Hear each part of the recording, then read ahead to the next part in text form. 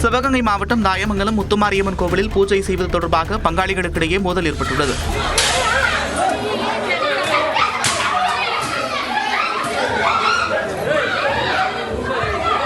முத்துமாரியம்மன் கோவில் பூஜை செய்வது தொடர்பாக பூசாரி முத்துக்குமாருக்கும் அவரது உறவினர்களுக்கும் இடையே பிரச்சனை இருந்ததாக கூறப்படுகிறது.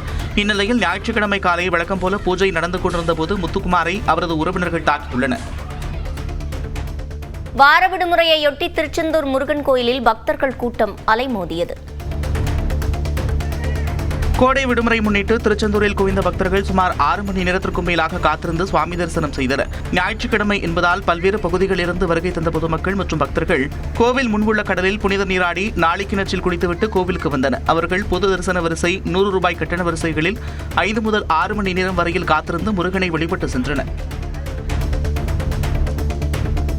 தென்காசி மாவட்டம் குற்றாலத்தில் பெய்து வரும் கோடை மழையினால் 5 அருவி மற்றும் சிற்றருவியில் தண்ணீர் வரத்து தொடங்கியுள்ளது. வார விடுமுறையை ஒட்டி ஆயிரக்கணக்கான சுற்றுலா பயணிகள் குவிந்ததால் 5 அருவி சாலையில் கடும் போக்குவரத்து நெரிசல் ஏற்பட்டது. இந்நிலையில் சிற்றருவியில் குளிப்பதற்கான கட்டணத்தை வனத்துறையினர் 20 ரூபாயாக உயர்த்தியிருப்பது சுற்றுலா பயணிகளிடையே அதிருப்தியை ஏற்படுத்தியுள்ளது. விரைவில் சீசன் தொடங்க உள்ள நிலையில் மெயின் அருவி மற்றும் பழைய குற்றாலம் அருவிகளில் நடைபெற்று வரும் பராமரிப்பு பணிகளை விரைந்து முடிக்க வேண்டும் என உள்ளூர் மக்கள் கோரிக்கை விடுத்துள்ளனர். கோடை விடுமுறையை முன்னிட்டு கன்னியாகுமரி சுற்றுலா பயணிகள் கூட்டம் அதிகரித்துள்ளது. முக்கடல் சங்கமிக்கும் கடற்கரையில் அதிகாலை சூரிய உதயத்தை காண ஏராளமானோர் திரண்டனர். ஆனால் மேகமூட்டம் காரணமாக சூரிய உதயத்தை முழுமையாக காண முடியாததால் சுற்றுலா பயணிகள் ஏமாற்றமடைந்தனர். இதையடுத்து பலர் கடலில் குளித்தும் கடற்கரையில் புகைப்படங்கள் எடுத்தும் மகிழ்ந்தனர். மேலும் பகவதி அம்மன் கோயில், விவேகானந்தர் நினைவு மண்டபம், கண்ணாடி பாலம், திருவள்ளுவர் சிலை உள்ளிட்ட சுற்றுலா தலங்களிலும் பொதுமக்கள் கூட்டம் காணப்பட்டது.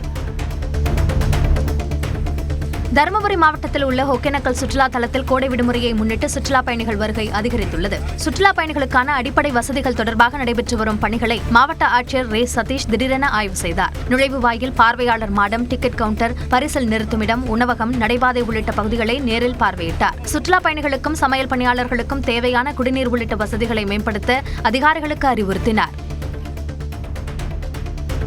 ராணிப்பேட்டை மாவட்டம் தேவதானம் அருகே பெங்களூரு சென்னை தேசிய நெடுஞ்சாலையில் சொகுசு பேருந்து விபத்திற்குள்ளானதில் 15 பேர் காயமடைந்தனர். பெங்களூருவிலிருந்து 35க்கும் மேற்பட்ட பயணிகளுடன் சென்னை சென்ற சொகுசு பேருந்தின் டயர் திடீரென வெடித்ததால் ஓட்டுநரின் கட்டுப்பாட்டை இழந்து எதிர் திசை சாலையை கடந்து சென்று பள்ளத்தில் கவிழ்ந்தது. இதில் 15க்கும் மேற்பட்ட பயணிகள் லேசாக காயமடைந்தனர். அனைவரும் வாலாஜாபேட்டை அரசு மருத்துவமனையில் சிகிச்சை பெற்றனர்.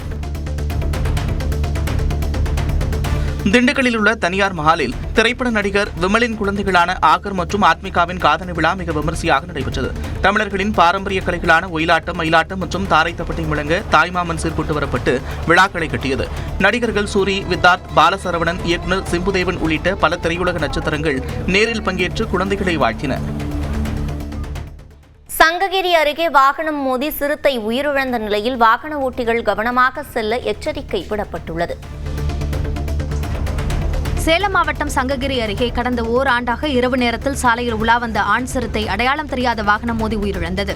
தேவண்ணா கவுண்டனூர் ஊராட்சியில் சூரியமலை, ஒருக்காமலை ஆகிய வனப்பகுதிகளில் ஆண் சிறுத்தை ஒன்று இரவு நேரத்தில் சுற்றித் திரிந்து வந்தது. சனிக்கிழமை இரவு கோவை சேலம் நெடுஞ்சாலையில் கலியனூர் பைபாஸ் பகுதியில் சாலையை கடக்க முயன்றபோது வாகனம் மோதி சம்பவ இடத்திலேயே உயிரிழந்தது. தகவல் அறிந்து வந்த வனத்துறையினர் சிறுத்தையின் உடலை கைப்பற்றி பிரேத பரிசோதனைக்காக கால்நடை மருத்துவமனைக்கு அனுப்பினர். நாமக்கல் மாவட்டம் வெப்படை அருகே சாலையை கடக்க முயன்ற லாரி மீது மோதுவதை தவிர்க்க முயன்ற தனியார் பேருந்து கட்டுப்பாட்டை இழந்து எதிரே வந்த காரின் மீது பயங்கரமாக மோதியது. காரை ஓட்டி வந்தவர் காயத்துடன் நல்வாய்ப்பாக உயிர் தப்பிய நிலையில் பேருந்து பயணிகள் 40க்கும் மேற்பட்டோர் காயமின்றி தப்பினர்.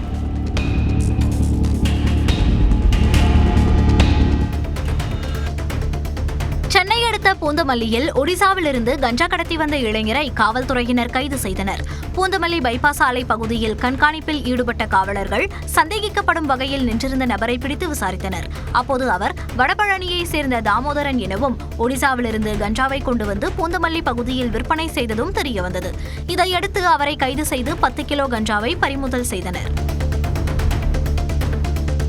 செங்கல்பட்டு மாவட்டம் பர்னூர் சுங்கச்சாவடி அருகே இருசக்கர வாகனத்தில் சென்ற அண்ணன் தம்பி இருவர் கார் மோதி உயிரிழந்தனர். மதுராந்தகம் பகுதியைச் சேர்ந்த பிருத்திவிராஜ் மற்றும் கவியரசன் ஆகிய இருவரும் ஜிஎஸ்டி சாலையில் சென்றபோது அதிவேகமாக வந்த கார் கட்டுப்பாட்டை இழந்து அவர்கள் மீது மோதியது. இந்த விபத்தில் பிருத்திவிராஜ் சம்பவ இடத்திலேயே உயிரிழந்த நிலையில் பலத்த காயமடைந்த கவியரசன் மருத்துவமனை செல்லும் வழியில் உயிரிழந்தார். காவல்துறையினர் கார் ஓட்டுநரை கைது செய்து விசாரணை நடத்தி வருகின்றனர். வேலூர் மாவட்டம் காட்பாடி அடுத்த பொன்னை பகுதியில் தலைமை காவலருடன் தகராறில் ஈடுபட்ட திமுக பிரமுகர் மீது வழக்கு பதிவு செய்யப்பட்டுள்ளது. பொன்னை மருத்துவமனை சாலையில் தலைமை காவலர் பாஸ்கர் உள்ளிட்டோர் வாகன சோதனையில் ஈடுபட்டிருந்த போது இருசக்கர வாகனத்தில் மதுபோதையில் வந்த திமுக நிர்வாகி பவுல் என்ற ஜெய்சங்கரிடம் விசாரணை நடத்தினர். அப்போது தலைமை காவலர் பாஸ்கருடன் வாக்குவாதத்தில் ஈடுபட்ட ஜெய்சங்கர் தகாத வார்த்தைகளால் பேசியதாக கூறப்படுகிறது. இது தொடர்பான வீடியோ வெளியான நிலையில் ஜெய்சங்கர் மீது வழக்கு பதிவு செய்யப்பட்டுள்ளது. சேலம் மாவட்டம் சங்ககிரி அருகே கேரளாவிலிருந்து டெல்லி நோக்கி 5 லட்சம் ரூபாய் மதிப்பிலான அன்னாசி பழங்களை ஏற்றி சென்ற லாரி கட்டுப்பாட்டை இழந்து சாலையில் கவிழ்ந்து விபத்துக்குள்ளானது.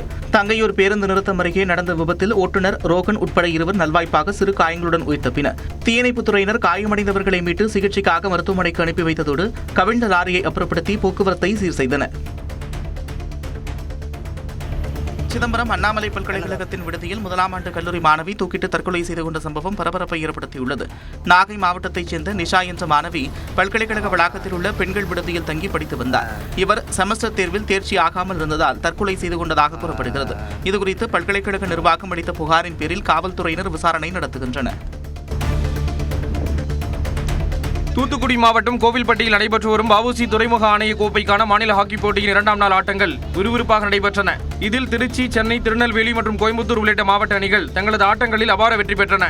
போட்டிகளின் முடிவில் புள்ளிகள் அடிப்படையில் தூத்துக்குடி மற்றும் அரியலூர் மாவட்ட அணிகள் காலிறுதிப் போட்டிக்கு தகுதி பெற்றுள்ளன. விறுவிறுப்பான கட்டத்தை எட்டியுள்ள இந்த ஹாக்கி தொடரை காண விளையாட்டு ஆர்வலர்கள் மைதானத்தில் திரண்டனர்.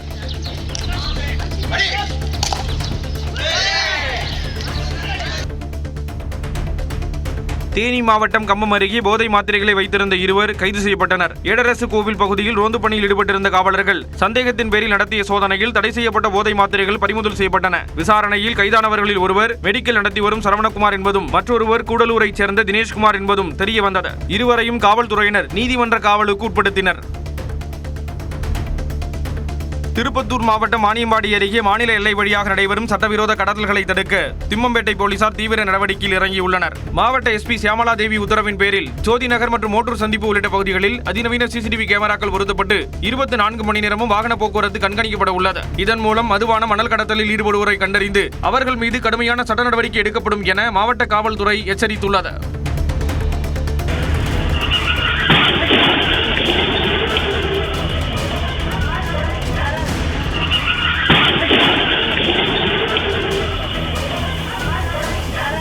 ராணிப்பேட்டை மாவட்டம் அரக்கோணம் அருகே சேந்தமங்கலம் ரயில்வே கேட் பகுதியில் 2 கார்கள் நேருக்கு நேர் மோதி விபத்துக்குள்ளானது. இதில் சோளிங்கர் கோயிலுக்கு சென்று திரும்பிய காஞ்சிபுரத்தைச் சேர்ந்த சரவணன் குடும்பத்தினர் மற்றும் வேலூரைச் சேர்ந்தவர்கள் உட்பட 6 பேர் பலத்த காயமடைந்தனர். அவர்கள் திருவள்ளூர் அரசு மருத்துவமனையில் அனுமதிக்கப்பட்ட நிலையில் வேலூரைச் சேர்ந்த குமார் சிகிச்சை பலனின்றி உயிரிழந்தார். விபத்து தொடர்பாக காவல்துறையினர் வழக்கு பதிவு செய்து விசாரணை மேற்கொண்டு வருகின்றனர்.